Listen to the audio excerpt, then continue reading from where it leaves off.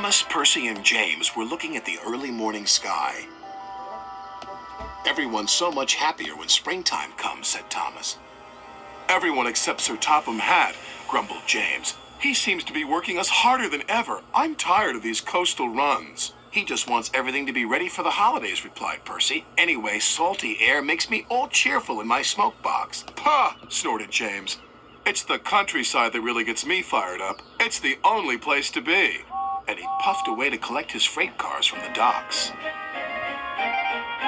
Thomas and Percy had to take some empty freight cars to the scrap yards. In a siding, they saw an old coach. She looked very sad. "What are you doing here?" "They called me Old Slow Coach and told me I wasn't useful anymore. Now only the mice ride in me." "Well, you may be dusty, but you look in perfect shape." The yard manager appeared. "Come along. I have freight cars for you to take away." "Excuse me," said Percy's driver. "Can you tell us about this coach?" "Old Slow Coach. She's been here for years. She'll be broken up when we find the time." The engines were dismayed. "We'll try and help you," said Thomas. But he didn't know how.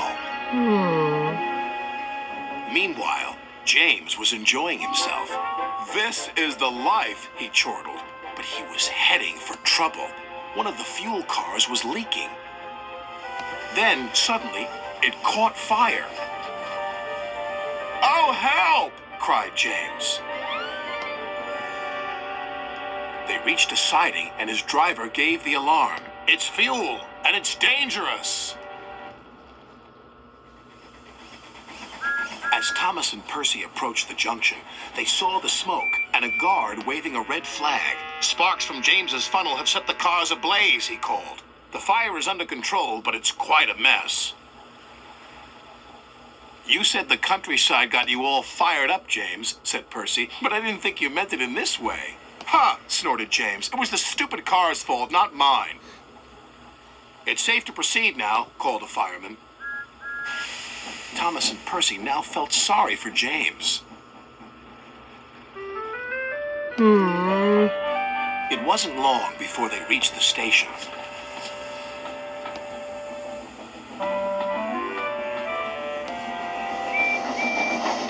Later, as they were having a long drink at the water towers, they suddenly heard a commotion. "What's the matter?" Thomas asked.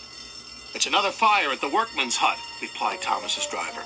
"We better see what we can do."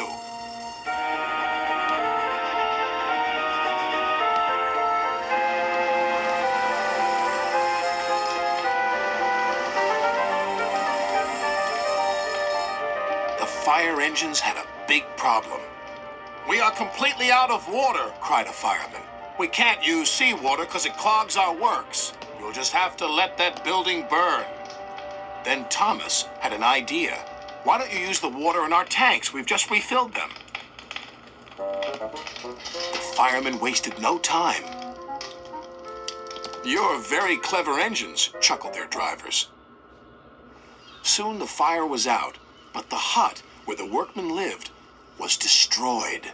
"The men can't sleep on the beach," said the foreman. "What about Old Slow Coach? She would be perfect for the workmen," said Percy. "Comfy, too," added Thomas. "What a good idea, Percy," said his driver. They phoned Sir Topham Hatt, who agreed. "She'll be spick and span by the time you collect her." And she was, and very happy, too. "I can't thank you enough. I feel splendid." The engines buffered up to her, and she set off happily for her new home. Everyone agreed there was nothing old or slow about Coach, and she will always be really useful indeed.